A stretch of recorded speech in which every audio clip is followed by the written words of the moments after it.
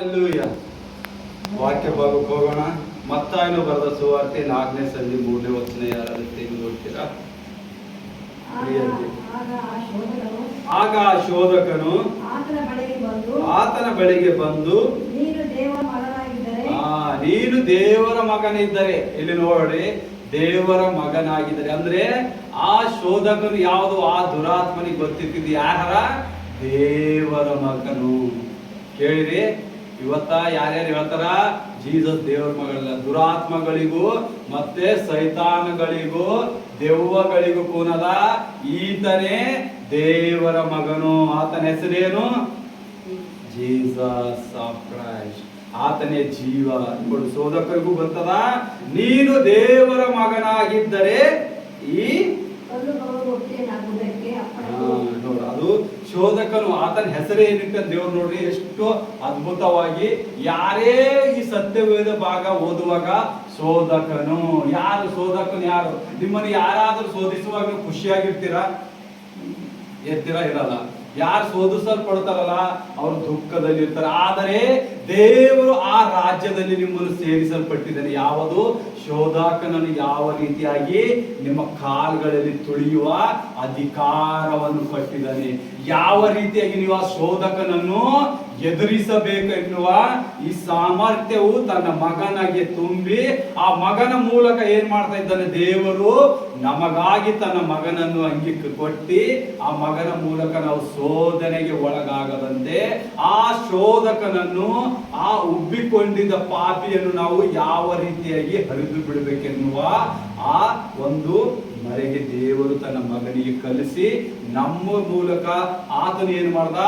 ಯಾವ ರೀತಿಯಾಗಿ ನೀವು ಪಾಪದಲ್ಲಿ ಬಿಡಲಾರದಂತೆ ನೀವು ಜಯ ಹೊಂದಬೇಕೆನ್ನುವುದು ಕಲಿಸುವಂತನಾಗಿದ್ದಾನೆ. ಮುಂದೆ ಓದುವಾಗ ನೋಡಿದ್ರೆ ಅದೇ ತಂದೆಯ ಕರ್ತನೆ ಏನು ಹೇಳ್ತಾನೆ ಯೇಸು? ಆತನು ಮನುಷ್ಯನು ರೊಟ್ಟಿ ತಿಂದ ಮಾತ್ರದಿಂದ ಬದುಕುವುದಿಲ್ಲ. ಆಮೆನ್. ನೋಡ್ರಿ, ಆ ಶೋಧಕನಿಗೆ ಏನಂದ? ಶೋಧಕ, ನೀನು ದೇವರ ಮಗನಾಗಿದ್ದರೆ ಈ ಕಲ್ಲನ್ನು ರೊಟ್ಟಿ ಮಾಡಿ ತಿನ್ನು. ನೀವು ಉಪವಾಸ ಆಗ್ತಿರ್ಲತ್ತಿದಿ, ನೀ ಕಷ್ಟ ಪಡ್ಲತ್ತಿದಿ. ಯಾಕಂದ್ರೆ ಆತನು 40 ದಿವಸ ಹಗಲು ರಾತ್ರಿ ಅಡವಿಯಲ್ಲಿ ಏನ್ ಮಾಡ್ದ? ಉಪವಾಸ ಮಾಡಿದ. ದೇವರು ಆತನು ಮಾನವ ರೂಪವಾಗಿ ತಾಳಿದನು, ದೇವರ ಮಗನಾಗಿದ್ದನು ಮತ್ತು ದೇವರಾಗಿದ್ದನು. ಯಾರು? ಕರ್ತನಾದ ಯೇಸು ಕ್ರಿಸ್ತ ಮಾನವನಾಗಿದ್ದನು, ದೇವರಾಗಿದ್ದನು, ಮತ್ತೆ ಕರ್ತನಾದ ಯೇಸು ಕ್ರಿಸ್ತನಾಗಿದ್ದನು. ಆತನು ತಂದೆ ಮಗ ಪವಿತ್ರಾತ್ಮನ ಭರಿತನಾಗಿ ಕಾರ್ಯ ಮಾಡುವಂತ ದೇವರಾಗಿದ್ದನು. ಒಂದೇ ಮೂಲಕದಲ್ಲಿ 3 ಭಾಗಗಳು, 3 ತೀರ್ಥಗಳು ಆತನಲ್ಲಿ ನೆಲೆಗೊಂಡಿದ್ದವು. ಆದರೆ ಸೈತಾನನಿಗೆ ಗೊತ್ತಿಲ್ಲ ಈತನೇ ಸೃಷ್ಟಿಯಾದ ಕರ್ತನು. ಆದರೆ ಏನಂತ? ನೀನು ದೇವರ ಮಗನಾಗಿದ್ದರೆ ಈ ಕಲ್ಲನ್ನು ರೊಟ್ಟಿಯಾಗಿ ತಿನ್ನು, ರೊಟ್ಟಿಯಾಗಿ ತಿನ್ನು. ಯಾಕ? ಇವತ್ತು ನಿಮಗೆ ಶೋಧನೆಯಲ್ಲಿ ನಿಮಗೊಂದು ಗುಲಾಮ್ತನದಲ್ಲಿ ಹಾಕ್ಬೇಕಾದ್ರೆ ಮೊದಲನೇದಾಗಿ ಸೈತಾನ ಏನ್ ಮಾಡ್ತದ? ನಿಮ್ಮನ್ನು ಕಟ್ ಹಾಕುತ್ತದೆ. ಅದರಲ್ಲಿ ಊಟದಲ್ಲಿ, ಐಶ್ವರ್ಯದಲ್ಲಿ, ರೋಗದಲ್ಲಿ, ದಾನದಲ್ಲಿ ನಿಮಗೆ ಏನ್ ಮಾಡ್ತದ? ಕಟ್ ಹಾಕಲ್ಪಡ್ತದ. ನಿಮ್ಮ ಆಲೋಚನೆಗಳನ್ನು ಬಿಚ್ಚಲಾರದೆ ಅದರ ಆಲೋಚನೆಗಳು ನೋಡಿ ಯಾವ ರೀತಿ ದೇವರಿಗೆ ಒಂದು ಪಾಯಿಂಟ್ ಆಗಿ ಹಿಡಿದೈತಿ. ಯಾಕಂದ್ರೆ ಆತನು 40 ದಿವಸ ಹಗಲು ರೀತಿ ಏನ್ ಮಾಡಿದ? ಉಪವಾಸ ಮಾಡಿದ. ಉಪವಾಸ ಮಾಡಿ ಏನ್ ಮಾಡಿದ? ಅವನು ಮಲ್ಕೊಂಡಿದ್ದ. ದೇವರು ದೇವರ ಸನ್ನತೆಯಾಗಿ ಪ್ರಾರ್ಥಿಸುತ್ತಾ ಆತನನ್ನು ವರ್ಷಿಪ್ ಮಾಡ್ತಾ ಸ್ತುತಿ ಸ್ತೋತ್ರಗಳು ನಮಗೂ ಅದೇ ಕಲಿಸ್ತಾ ಇದ್ದ ದೇವರು. ನೀನು ಶೋಧನೆ ಒಳಗಾಗಕ್ಕಿಂತ ಮೊದಲು ಏನ್ ಮಾಡ್ಬೇಕು? ನಿನ್ನ ಕಷ್ಟ ಚಿಂತೆ ಹೋಗ್ಬೇಕಾದ್ರೆ ನೀನು ಉಪವಾಸ ಪ್ರಾರ್ಥನೆ ಮಾಡು. ಉಪವಾಸದಿಂದ ನೀನು ದೇವರನ್ನು ಮೆಚ್ಚುವಾಗ ಮಾತ್ರ ನಿನ್ನಲ್ಲಿ ಹೊಸ ಬಲವನ್ನು ಕಾಣಲ್ಪಡ್ತಿ. ಆ ಶೋಧಕನು ಹೇಳ್ತಾನ, ನೀನು ದೇವರ ಮಗನಾಗಿದ್ದರೆ ಈ ಕಲ್ಲನ್ನು ರೊಟ್ಟಿ ಮಾಡ್ತೀನಿ. ಆದರೆ ಕರ್ತನಾದ ಯೇಸು ಕ್ರಿಸ್ತನಾದಕ ಒಂದು ಬರಾಬರಿಯಾದ ಒಂದು ಆನ್ಸರ್ ಕೊಡಲ್ಪಡ್ತಾನೆ. ಏನಂತ? ಮನುಷ್ಯನು ರೊಟ್ಟಿ ತಿಂದ ಮಾತ್ರಕ್ಕೆ ಬದುಕುವುದಿಲ್ಲ, ದೇವರ ಬಾಯಿಂದ ಹೊರಡುವ ಪ್ರತಿಯೊಂದೊಂದು ಮಾತಿನಿಂದ ಬದುಕುವನು. ಯಾವ ರೊಟ್ಟಿ? ಯಾವ ರೊಟ್ಟಿ ಬಗ್ಗೆ ಮಾತಾಡ್ತಾ ಇದ್ದಾನೆ ದೇವರು? ದೇಹಕ್ಕೆ ಬಲ ಕೊಡುವ ರೊಟ್ಟಿನ ಆತ್ಮಿಕವಾಗಿ ಹುಟ್ಟುವುದು, ಆತ್ಮಿಕವಾಗಿ ಹುಟ್ಟುವ ರೊಟ್ಟಿದ ಬಗ್ಗೆ ಮಾತಾಡ್ತಾ ಇದ್ದಾರೆ. ಆತ್ಮಿಕ ರೊಟ್ಟಿ ನೀವು ತಿಂದಿದಾಗ ನಿಮಗೆ ನೀರಡಿಕೆ ಆಗುವುದಿಲ್ಲ, ನಿಮಗೆ ಹಸಿವೆ ಆಗುವುದಿಲ್ಲ. ಎಲ್ಲಿವರೆಗೆ ನೀವು ಈ ಸತ್ಯವೇದವನ್ನು, ಈ ಪರಿಪೂರ್ಣವಾಗಿ ದೇವರ ಮಾತುಗಳು, ದೇವರು ನಿಮಗಾಗಿ ಕೊಟ್ಟಿದ ಮಾತುಗಳನ್ನು ನೀವು ಅಂಗೀಕರಿಸದೆ ನೀವು ಏನ್ ಮಾಡ್ತೀರಿ? ದಿನನಿತ್ಯದ ಊಟದ ಬಗ್ಗೆ ಚಿಂತೆ, ದಿನನಿತ್ಯ ದಿನನಿತ್ಯದ ಉಡುಪಿನ ಚಿಂತೆ, ದಿನನಿತ್ಯ ಉಪವಾಸ ಮಾಡುವುದಿಲ್ಲ. ನಾವು ದಿನನಿತ್ಯ ಕಾರ್ ಬೇಕು, ನಮ್ಮ ಬಂಗ್ಲಾ ಬೇಕು, ಏನು ಊಟ ಮಾಡಬೇಕು, ನಾವು ಎಲ್ಲಿಗೆ ಹೋಗ್ಬೇಕು, ಯಾರಿಗೆ ಮೋಸ ಮಾಡಬೇಕು, ಯಾರಲ್ಲಿ ಜಗಳ ಹಚ್ಚಬೇಕು, ಯಾರ ಹೃದಯಗಳನ್ನು ಕೊಲ್ಲಬೇಕು, ಇನ್ನೊಬ್ಬರಲ್ಲಿ ಯಾರಿಗೆ ಚಾಡಿ ಹೇಳಬೇಕು, ಇದು ಮಾತ್ರ ನಮ್ಮಲ್ಲಿ ತುಂಬಲ್ಪಟ್ಟಿದೆ. ಆದ್ರೆ ದೇವರ ಊಟ ನಮ್ಮ ಹತ್ರ ಇಲ್ಲ. ಯಾಕ? ದೇವರ ಭಯವೇ ಇಲ್ಲ. ದೇವರ ಭಯ ನಿಮ್ಮಲ್ಲಿ ಇಲ್ಲ ಅಂದ್ರೆ ನೀವು ದೇವರ ಮಕ್ಕಳಲ್ಲ, ಸೈತಾನನ ಮಕ್ಕಳು. ನೀನು ಸೈತಾನನಿಂದ ಹುಟ್ಟಿದವನು ಅಂತ ಹೇಳಿ ದೇವರು ತಿರಸ್ಕರಿಸ್ತಾನೆ. ಆದರೂ ಆತನು ಪ್ರೀತಿ ಸ್ವರೂಪಿ ಆಗಿದ್ದ ಕಾರಣ ನಿಮ್ಮನ್ನು ಆತನು ಎಷ್ಟೇ ಪಾಪದಲ್ಲಿದ್ದರೂ ನಿಮಗಾಗಿ ಕಾಯುವಿರುವಂತನಾಗಿದ್ದಾನೆ. ನೀವೆಲ್ಲೇ ಹೋದರೂ ನಿಮ್ ಹಿಂದ್ಗಡೆ ಬರುವಂತ ದೇವರಾಗಿದ್ದಾನೆ. ನೀವೆಲ್ಲೇ ಹೊಲಸಾದ ಕೆಲಸ ಮಾಡಿದರೂ ಆತನು ನಿಮ್ಮನ್ನು ನೋಡುವಂತ ದೇವರಾಗಿದ್ದಾನೆ.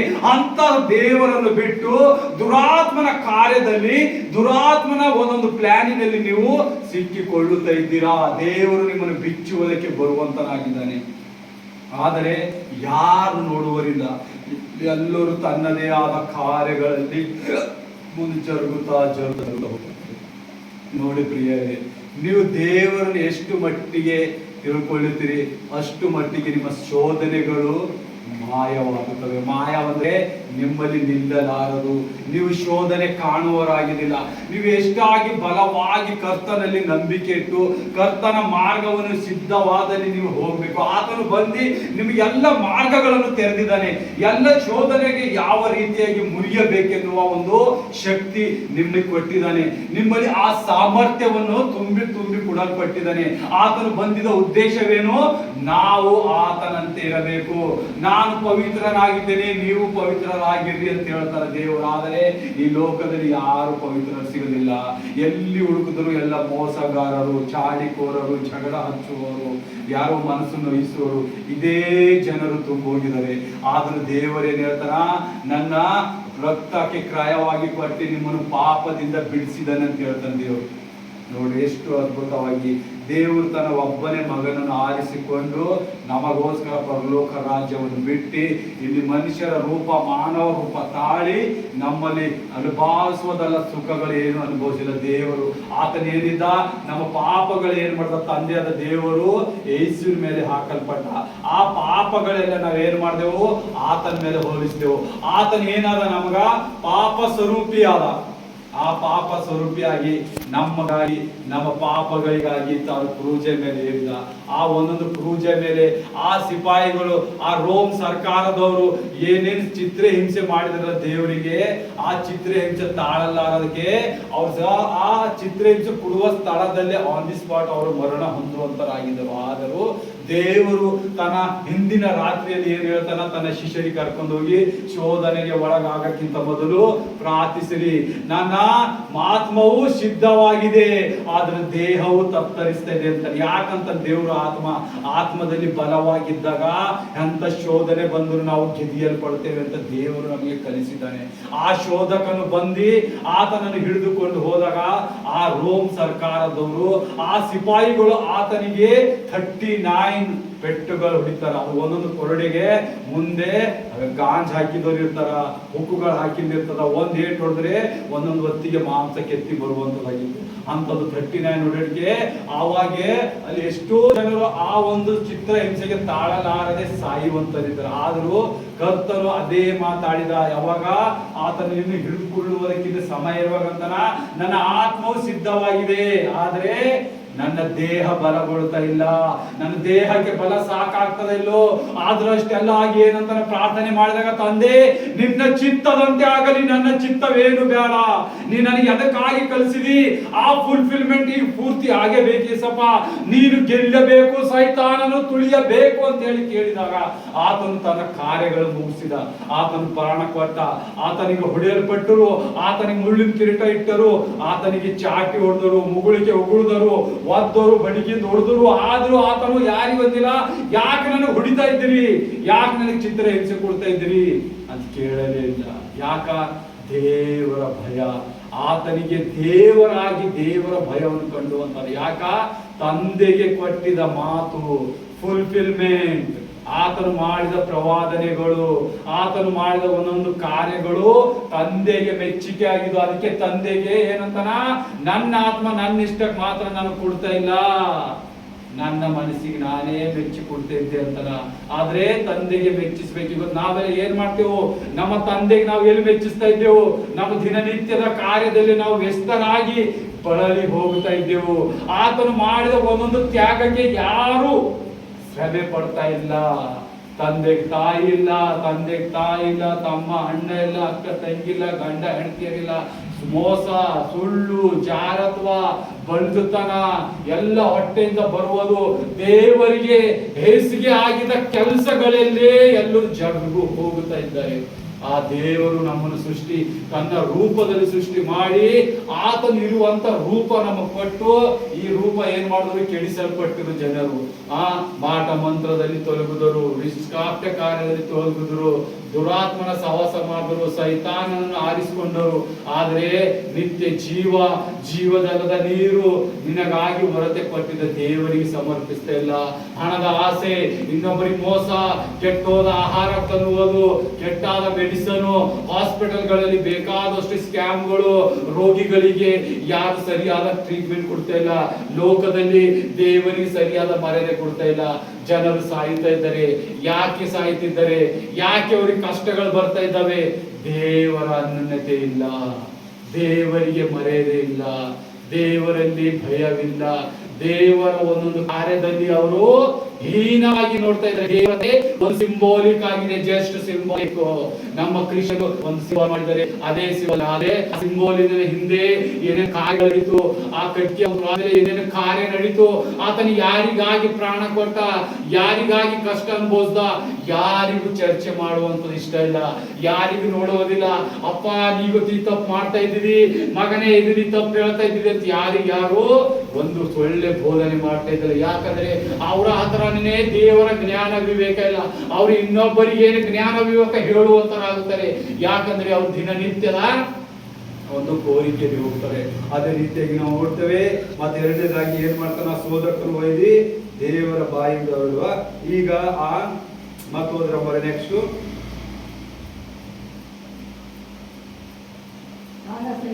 ಆಗ ಸೈತಾನನು ಆತನನ್ನು ಪರಿಶುದ್ಧ ಪಟ್ಟಣಕ್ಕೆ ಕರೆದುಕೊಂಡು ಹೋಗಿ ದೇವಾಲಯದ ಶಿಖರದ ಮೇಲೆ ನಿಲ್ಲಿಸಿ ಆತನಿಗೆ, ನೀನು ದೇವರ ಮಗನಾಗಿದ್ದರೆ ಕೆಳಕ್ಕೆ ಧುಮುಕು,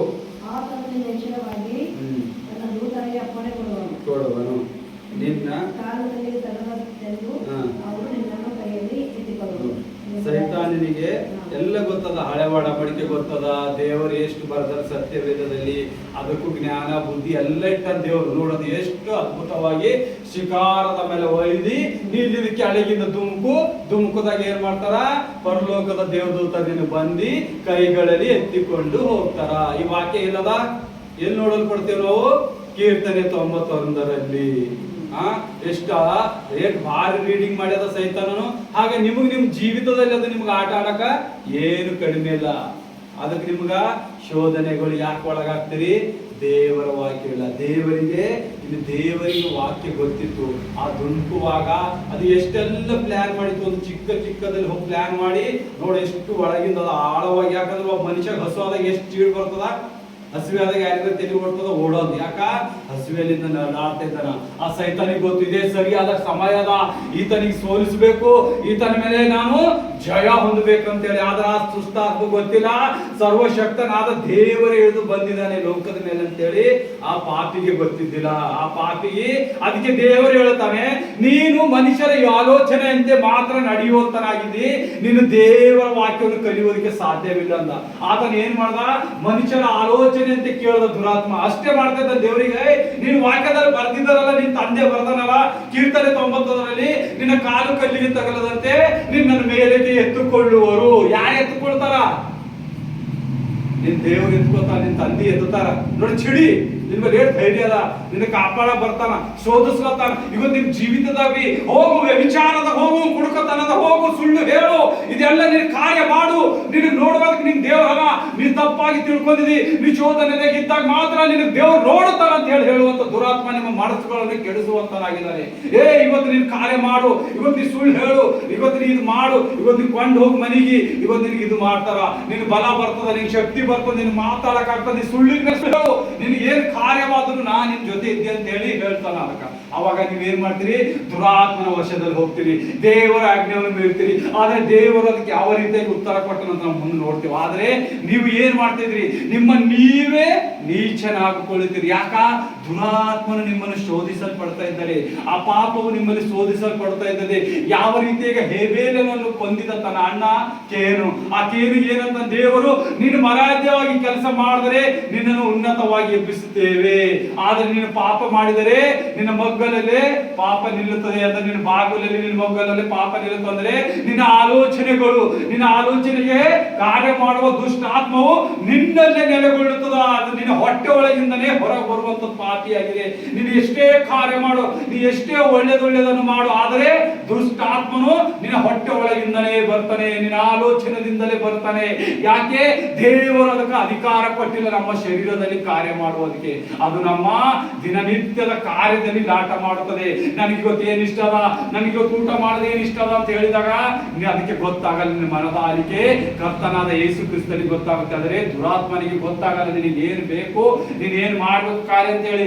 ಯಾವಾಗ ನೀನು ಕೈಯಿಂದ ನಿನ್ನ ಮನಸ್ಸಿಂದ ಕಾರ್ಯಗಳು ಮಾಡ್ತಾ ಹೋಗ್ತಿದಲ್ಲ, ಆ ದುರಾತ್ಮನು ಅದು ಮಾರ್ಪಡಿಸ್ತಾರೆ. ಈತನಿಗೆ ಕುಡಿಯುವುದಿಷ್ಟ ಇದೆ, ಈತನಿಗೆ ಸುಳ್ಳು ಹೇಳುವುದಿಷ್ಟ ಇದೆ, ಈತನಿಗೆ ಜಾರಪ್ಪ ಮಾಡುವುದಿಷ್ಟ ಇದೆ, ಇವನಿಗೆ ಸದಪದ ಸುಳ್ಳು ಮಾತುಗಳು ಆಡುವಂತ ಇವನಿಗೆ ಇಷ್ಟ ಇದೆ, ಇವನನ್ನು ಇದರಲ್ಲಿ ಹಾಕಿರಿ, ಇವನಿಗೆ ಇಂಥದೇ ಕಾರ್ಯದಲ್ಲಿ ಸಿಕ್ಕಾಕ್ಬೇಕು ಅಂತ ಹೇಳಿ ಏನ್ ಮಾಡ್ತದ? ನಿತ್ಯವಾಗಿ ಬೇರೆ ಬೇರೆ ಹಂತ ಜನರ ಮಧ್ಯದಲ್ಲಿ ನಿಮ್ಮನ್ನು ಸೇರಿಸಲ್ಪಡ್ತದ. ನೀವು ಆ ಜನಗಳಲ್ಲಿ ಗುಂಪಲ್ಲಿ ಸೇರಿದಾಗ ನೀವೇನ್ ಮಾಡ್ತೀರಿ? ದೇವರ ಮಾರ್ಗವನ್ನು ಕಲಿತೀರಿ. ಅದೇ ಮಾರ್ಗದಲ್ಲಿ ಹೋಗುವಾಗ ನಿಮ್ಮ ಹತ್ರ ಈ ವಾಕ್ಯ ಎಂಬ ಕತ್ತಿ ನಿಮ್ಮ ಹತ್ರ ಇದ್ದಾಗ ಏನ್ ಮಾಡ್ತೀರಿ? ಇದು ನನಗೆ ಸೋದನೆ ಬರ್ತಾ ಇದೆ, ನಾ ಯಾರ ಜನರ ಮಧ್ಯದಲ್ಲಿದ್ದೆ, ಜಾರತ್ವ, ಕುಡುಕತನ, ಹುಚ್ಚುತನ ಮಾಡೋರ ಮಧ್ಯದಲ್ಲಿದ್ದೆ, ವಿಗ್ರಾಧನೆ ಮಾಡುವ ಮಧ್ಯದಲ್ಲಿದ್ದೆ, ಯೇಸುವೆ ಇದು ತಪ್ಪಾಗಂತೇಳಿ ನಿನಗೆ ಪವಿತ್ರ ಆತ್ಮ ಕರೆಯಲ್ಪಡ್ತಾನೆ. ಯಾವಾಗ ನೀನು ಪವಿತ್ರಾತ್ಮದಲ್ಲಿ ಇದ್ದಾಗ ಮಾತ್ರ, ನೀನೇ ಪವಿತ್ರಾತ್ಮದಲ್ಲಿ ಇರೋಲ್ಲ ಅಂತಾರೆ ನಿನಗೆ ಯಾರು ಹೇಳುವವರು? ನಿನ್ನ ಮನಸ್ಸು ಬಂದಾಗೆ, ನಿನ್ನ ಆತ್ಮ ಏನ್ ಹೇಳ್ತದೆ, ನಿನ್ನ ಸೌಲ್ ಏನ್ ಹೇಳ್ತದೆ, ನೀನು ಅದರಲ್ಲೇ ಜರುಗು ಹೋಗುತ್ತಿ. ಆಗ ನಿನ್ನಲ್ಲಿ ದೇವರ ಕಾರ್ಯಗಳು ಎಲ್ಲಿ ಬರ್ತದೆ? ಪಾಪ ಅಂಧಕಾರ ತುಂಬಿ ತುಂಬಿ ತುಂಬಿ ಹೆಚ್ಚಾಗಿ ನಿಲ್ಲುತ್ತದೆ. ಅವಾಗ ನೀನು ದೇವರ ರಾಜ್ಯ ಬರ್ತಿ. ಆದ್ರೆ ನೀನು ಒಂದೇ ಒಂದು ಕೂಗು ಕರೆದಿಯಲ್ಲ, ತಂದೆ ಯೇಸುವೆ ನಾನು ಪಾಪಿ ಅಂತೇಳಿ ಪಶ್ಚಾತ್ತಾಪ ಪಟ್ಟಿದಾಗ ನಿನ್ನನ್ನು ಓಡಿ ಬಂದು ಅಪ್ಪಿಕೊಳ್ಳುವಂತ ದೇವರಾಗಿದ್ದಾನೆ. ನೀವು ಸಾಮ್ಯ ನೋಡಿರ್ಬೇಕು, ಕೆಟ್ಟೋಗಿನ ಮಗನ ಸಾಮ್ಯ ನೋಡಿರ್ಬೇಕು. ಅವನ ಎಲ್ಲ ಆಸ್ತಿಯನ್ನು ತಗೊಂಡು ಹೋಗಿ ತನ್ನ ಆಸ್ತಿಯಲ್ಲೆಲ್ಲ ಮಾರಿ ಆತನ ಏನ್ ಮಾಡ್ತಾನ? ದುಂದುತನ ಮಾಡ್ತಾನೆ. ಆ ಊರಲ್ಲಿ ಹೋಗಿ ಮನಸ್ಸಿಗೆ ಬಂದಿದ್ದಾಗಿ ನಡೆದುಕೊಳ್ಳುತ್ತಾನೆ. ಹಣವೆಲ್ಲ ಮುಗ್ದೋಗುತ್ತದೆ. ಹಣವೆಲ್ಲ ಮುಗ್ದೋಗಿ ಏನ್ ಮಾಡ್ತಾನ? ನಾನು ಏನ್ ಮಾಡಿ ದೇವರೇ, ನಾನು ನಿನ್ನ ರಾಜ್ಯಕ್ಕೂ ಪಾಪ ಮಾಡಿದೆ, ನನ್ನ ತಂದೆಗೂ ದ್ರೋಹ ಮಾಡಿದೆ ಅಂತೇಳಿ ಪಶ್ಚಾತ್ತಾಪ ಪಟ್ಟು ಅಳುವಂತನಾಗಿರ್ತಾನೆ. ಆದರೆ ದೇವರವನಾಗದು ಬಿಟ್ಟಿದನ? ಬಿಟ್ಟಿಲ್ಲ. ಆತನು ತಪ್ಪಿ ಹೋದರು. ಆತನ ಮಗ ಏನ್ ಯೋಚನೆ ಮಾಡ್ತಾನ? ಆತನಿಗೆ ಕೆಲಸ ಸಿಗಲಾರದ ಕಾರಣ ಹಂದಿಗಳಿಗೆ ಹಾಕುವ ಆಹಾರವನ್ನು ತಿನ್ನುವುದಕ್ಕೂ ಅವನಿಗೆ ಗತಿ ಆಗಲ್ಲ. ಯಾಕ? ದೇವರ ಆಜ್ಞೆ ಮೀರಿದ ಆತನು ಆ ಹಂದಿಗಳ ಆಹಾರವನ್ನು ತಗೊಳ್ಳಲು ಹೋದರೂ ಆ ಯಜಮಾನನು ಅವನಿಗೆ ದ್ವೇಷಿಸುತ್ತಾನೆ, ದ್ವೇಷಿಸಿ ಓಡಿಸ್ತಾನೆ. ಅವಾಗ ನಾನು ನನ್ನ ಮನೆಯಲ್ಲಿ ಎಷ್ಟು ಸುಂದರವಾಗಿ ಇದ್ದಿದೆ, ನನ್ನ ಕೈ ಕಾಲಿಗಳಿಗೆ ಹಾಲುಗಳಿದ್ದರು, ನನ್ನನ್ನು ನೋಡಿಕೊಳ್ಳುವಂತ ನೌಕರ್ ಚಾಕರ್ಗಳಿದ್ದರು, ನಾನು ಆದೇಶ ಮಾಡಿದಾಗ ನನ್ನನ್ನು ತಂದು ಕೊಡುವಂತ ಒಬ್ಬೊಂದು ನೌಕರ್ಗಳಿದ್ದರು ನನ್ನ ಹತ್ರ ಆಳುಗಳು ಅಂತೇಳಿ ಯೋಚನೆ ಮಾಡ್ತಾನ. ನಾನು ಏನೇ ಆಗ್ಲಿ ಇಲ್ಲಿ ಇರೋದಕ್ಕಿಂತ ಮೊದಲು ಏನ್ ಮಾಡ್ಬೇಕು? ನನ್ನ ತಂದೆ ಮನೆಗೆ ಹೋಗಿ ಆಳಿನಂತೆ ನಾನು ಬೇಕಾದ್ರೆ ಕೆಲಸ ಮಾಡ್ತೇನೆ, ಆದ್ರೆ ನಾನು ಹಿಂತಿರುಗಿ ನನ್ನ ತಂದೆ ಮನೆಗೆ ಹೋಗುತ್ತೇನೆ ಅಂತಾನ. ಹಾಗೆ ಸಭಿಕರೇ, ನೀವು ನಿಮ್ಮ ಮನಸ್ಸಲ್ಲಿ ನೀವು ಎಷ್ಟೇ ಪಾಪ ಮಾಡಿದಿರೋ, ದ್ರೋಹ ಮಾಡಿದಿರೋ, ವಂಚನೆ ಮಾಡಿದಿರೋ, ಒಬ್ಬೊಬ್ಬ ಹೃದಯ ನೋಯಿಸಿದಿರೋ, ನೀವು ಇವತ್ತು ದೇವರ ಸನ್ನಿಧಿಗೆ, ನೀವು ಆ ಕೆಟ್ಟೋಗಿದ ಮಗನ ಯಾವ ರೀತಿಯಾಗಿ ದೇವರ ಸನ್ನಿಧಿಗೆ ಹಿಂತಿರುಗಿ ಬಂದಿರೋ ಇದ್ದಾನಲ್ಲ, ನೀವು ಇವತ್ತಿನ ತಿರುಗಿ ಬಂದಿದಾಗ ಆತನು ನಿಮ್ಮನ್ನು ಅಪ್ಪಿಕೊಂಡು ನನ್ನ ಮಗ ಸತ್ತೋಗಿದಂತವನು ತಿರುಗಿ ಬಂದಿದ್ದಾನೆ ಅಂತ ಹೇಳಿ ಆ ತಂದೆ ಓಡಿ ಹೋಗಿ ಅವನಿಗೆ ಅಪ್ಪಿಕೊಂಡು ಮುದ್ದಿಟ್ಟು ಶ್ರೇಷ್ಠವಾದ ಉಡುಪಿಟ್ಟು ಬಂಗಾರದ ಉಂಗುರು ಉಡಿಸಿ ಶ್ರೇಷ್ಠವಾದ ಸೂಗಳನ್ನು ಕೊಟ್ಟಿ ಆತನಿಗೆ ಔತರಣ ಮಾಡಿ ಕೊಬ್ಬಿದ ಒಂದು ಹಸುವನ್ನು ಕೊಯ್ಯಿಸಿ ಆತನು ಔತರಣ ಮಾಡುತ್ತಾನೆ. ಬೈಬಲ್ ಅಲ್ಲಿ ನಾವು ಸತ್ಯವನ್ನು ನೋಡ್ತೇವೆ. ಅಂತ ಪ್ರೀತಿ ಮಾಡುವ ದೇವರನ್ನು ಬಿಟ್ಟು ನೀವು ಸೈತಾನನ ಕಾರ್ಯ ಆತನು ಮಾಡುವ ಒಂದು ಕೃತಾಂತದಲ್ಲಿ ನೀವು ಬಿದ್ದಿ ಹಾಳಾಗಿ ಹೋಗ್ತಾ ಇದ್ದೀರಿ. ಆ ಹಾಳಾಗುವುದು ಸಮಯ ನಿಮ್ಮಲ್ಲಿದೆ. ದೇವರು ಬರುವ ಸಮಯ ನಿಶ್ಚಿತವಾಗಿದೆ. ನೀವು ಅಂಗೀಕರಿಸಬೇಕು, ದೇವರಲ್ಲಿ ಬಲ ಹೊಂದಬೇಕು. ಎಲ್ಲಿವರೆಗೆ ನೀವು ಬಲ ಹೊಂದಲ್ಲ, ಸೈತಾನ ನಿಮ್ಮನ್ನು ಹಿಂಬಿಸುತ್ತದೆ. ಯಾವಾಗ ನೀವು ಬಲಪಡಿಸಿ ನೀವು ವಾಕ್ಯದ ಹೋಗಿ ನಿಮ್ಮಲ್ಲಿ ಸತ್ಯ ವಾಕ್ಯವನ್ನು ತುಂಬುವಾಗ ನೀವು ಶೋಧನೆಗೆ ಎದುರು ಹಾಕ್ಬೇಕಾದ್ರೆ ಈ ಸತ್ಯ ವೇದದಲ್ಲಿ ನಿಮಗೆ ಸಿಗುವಂತದ್ದಾಗಿದೆ. ಇದ್ರ ಹೊರತು ನಿಮಗೆ ಯಾವ ಸ್ಥಳವೂ ಇಲ್ಲ, ನಿಮ್ಮನ್ನು ಯಾರು ಬಿಡಿಸುವಂತವೂ ಇಲ್ಲ. ಇದರಲ್ಲಿ ಇದು ನಿಮ್ಮಲ್ಲಿ ಹಗಲಿಗೆ ಕಟ್ಕೊಂಡು ಓಡಾಡಬೇಕು. ಸತ್ಯ ವೇದವೇನು ಮಾಡಬೇಕು, ನಿಮ್ಮ ಹಗಲಿಗೆ ಕಟ್ಕೊಂಡು ಓಡಾಡಬೇಕು. ಅವಾಗ ನೋಡ್ರಿ, ಮೂರನೇದಾಗಿ ಶೋಧಿಸಲ್ಪಟ್ಟ ದುಷ್ಟಾತ್ಮನು ಓದಲಿ ಎಂಬರು ಮೂರನೇದು ನಿಮ್ಮನ್ನು ಎಂಬುದಾಗಿ ಬಂದಿದೆ ಅಲ್ಲ ಎಂದು ಹೇಳಿದರು. ಅದಕ್ಕೆ ಯೇಸು ನಿನ್ನ ದೇವರಾಗಿರುವ ಕರ್ತನನ್ನು ದೇವರಾದ ಕರ್ತನನ್ನು ಏನ್ ಮಾಡ್ಬೇಕು, ಪರೀಕ್ಷಿಸಬಾರದು. ಸುಮ್ನೆ ಪರೀಕ್ಷಿಸಬಾರದು. ಇದು ಅದ ಏನ್ ಮಾಡ್ಬೇಕು, ಆತನಿಗೆ ಮರದೆ ಕೂಡ. ಯಾಕಂದ್ರ ಆತನು ನಮಗೆ ಏನ್ ಬೇಕು ಏನ್ ಬ್ಯಾಡ ಎಲ್ಲವೂ ಬಲ್ಲವಂತನಾಗಿದ್ದಾನೆ. ತಿಳಿತಾ ಅರ್ಥ? ಆತನಿಗೆ ಎಲ್ಲ ಗೊತ್ತಿದೆ. ನಮ್ಮ ಕಾರ್ಯ ಏನ್ ಬೇಕು, ನಮ್ಗೆ ಯಾವಾಗ ಏನ್ ಬೇಕು, ನಾವ್ ಎಷ್ಟು ಉಡ್ಬೇಕು, ಎಷ್ಟು ಓಡಾಡ್ಬೇಕು ಎಲ್ಲ ಗೊತ್ತಿದ್ದೀನಂತ ಯೇಸುವನ. ಅದಕ್ಕೆ ನಿಮ್ಮ ತಂದೆಯ ಕರ್ತನನ್ನು ಎಂದಿಗೂ ಪರೀಕ್ಷಿಸಬಾರದು. ನೆಕ್ಸ್ಟ್ ಹೋದ್ರಂಬರೇ. ಬಳಿಕ ಸೈತಾನನು ಆತನನ್ನು ಬಹಳ ಎತ್ತರವಾದ ಬೆಟ್ಟಕ್ಕೆ ಕರೆದುಕೊಂಡು ಹೋಗಿ ಪ್ರಪಂಚದ ಎಲ್ಲಾ ರಾಜ್ಯಗಳನ್ನು ಅವುಗಳ ವೈಭವವನ್ನು ಆತನಿಗೆ ತೋರಿಸಿ, ನೀನು ನನಗೆ ಸಾಷ್ಟಾಂಗ ನಮಸ್ಕಾರ ಮಾಡಿದರೆ ಇವುಗಳನ್ನೆಲ್ಲ ನಿನಗೆ ಕೊಡುವೆನು ಅನ್ನೋದು. ಆ ಸೈತಾನ್ ನೋಡೋದು ಏನ್ ಮಾಡೋದು, ಜೀಸಸ್ಗೆ ಎತ್ತರ ಶಿಖರ ಕೊಯ್ದಿ ಇದು ನನ್ನ ಮುಂದೆ ಅಡ್ಡ ಬೀಳು. ಇವಾಗ ಈ ಲೋಕದ ಜನರೆಲ್ಲ ಏನ್ ಮಾಡೋ, ಆಲ್ರೆಡಿ ಅಡ್ಡ ಬಿದ್ದಾರೆ. ಎಲ್ಲರ ಐಶ್ವರ್ಯದಿಂದನೇ ಓಡ್ತಾ ಇದ್ದಾರೆ. ಯಾರಿಗೂ ದೇವರ ಆತ್ಮ ಬೇಕಾಗಿಲ್ಲ, ಯಾರಿಗೂ ದೀರ್ಘಾಯುಷ್ಯ ಬೇಕಾಗಿಲ್ಲ, ಯಾರಿಗೆ ಹೆಂಡತಿ ಮಕ್ಕಳು ಬೇಕಾಗಿಲ್ಲ, ಯಾರು ದೇವರ ಧ್ಯಾನದಲ್ಲಿ ಬೇಕಾಗಿಲ್ಲ. ಎಲ್ಲರಿಗೆ ಏನ್ ಬೇಕಾಗಿಲ್ಲ, ರಾಜ್ಯಗಳ ಮೇಲೆ ರಾಜ್ಯ ಗೆದಿಬೇಕು, ನೌಕರಿ ಮೇಲೆ ನೌಕರಿ ಗೆದಿಬೇಕು, ಸುಳ್ಳಿನ ಮೇಲೆ ಸುಳ್ಳು ಹೇಳಬೇಕು, ಮೋಸದ ಮೇಲೆ ಮೋಸ ಮಾಡಿ ದುಡ್ಡು ಗಳಿಸ್ಬೇಕು, ಕಾರ್ ಕಟ್ಟಬೇಕು, ತಗೋಬೇಕು, ಬಂಗಲ ಕಟ್ಟಬೇಕು, ಹೊಲ ತಗೋಬೇಕು, ಆಸ್ತಿ ಅಂತಸ್ತು ಮಾಡಬೇಕು, ಊಟ ಮಾಡಬೇಕು, ಮಲಗಬೇಕು, 40-50 ವರ್ಷದಲ್ಲಿ ಸತ್ತು ಹೋಗ್ಬೇಕು. ದೇವರ ಕೊಟ್ಟಿದ 120 ವರ್ಷ ಯಾರಿಗೂ ಇಷ್ಟವಾಗ್ತಾ ಇಲ್ಲ. ಯಾಕ? ಎಂಜಾಯ್. ದೇವರ ಭಯವೇ ಇಲ್ಲ. ಅದಕ್ಕೆ ದೇವರು ಏನು ಆನ್ಸರ್ ಮಾಡ್ತಾನೆ ನೋಡ, ದುರಾತ್ಮನನ್ನು ನಾಶ ಮಾಡೋಕೆ. ಯೇಸು ಅವನಿಗೆ, ಸೈತಾನನೇ ನೀನು ತೊಲಗಿ ಹೋಗು, ನಿನ್ನ ದೇವರಾಗಿರುವ ಕರ್ತನಿಗೆ ಅಡ್ಡ ಬಿದ್ದು ಆತನೊಬ್ಬನನ್ನೇ ಆರಾಧಿಸಬೇಕು ಎಂಬುದಾಗಿ ಬರೆದಿದೆ ಅಲ್ಲ ಎಂದು ಹೇಳಿದನು. ಆಮೆನ್. ನೋಡಿ, ಯಾರಿಗೆ? ಕರ್ತನಾದ ದೇವರು ಯಾರು, ಆತನ ಒಬ್ಬನಿಗೆ ಏನ್ ಮಾಡ್ಬೇಕು, ನಾವು ಅಡ್ಡ ಬೀಳಬೇಕು. ಆತನಿಗೆ ಒಬ್ಬನಿಗೆ ಸೋತು ಹೇಳ್ಬೇಕು. ಆತನ ಒಬ್ಬನೇ ದೇವರು, ಆತನ ಹೊರತು ಯಾರಿಲ್ಲ. ನಮ್ 10 ದೇವರುಗಳು 10 ದೇವರುಗಳು ಮಾಡ್ಕೊಂಡು ನಿಮ್ಗೆ ಸಿಗಲ್ಲ.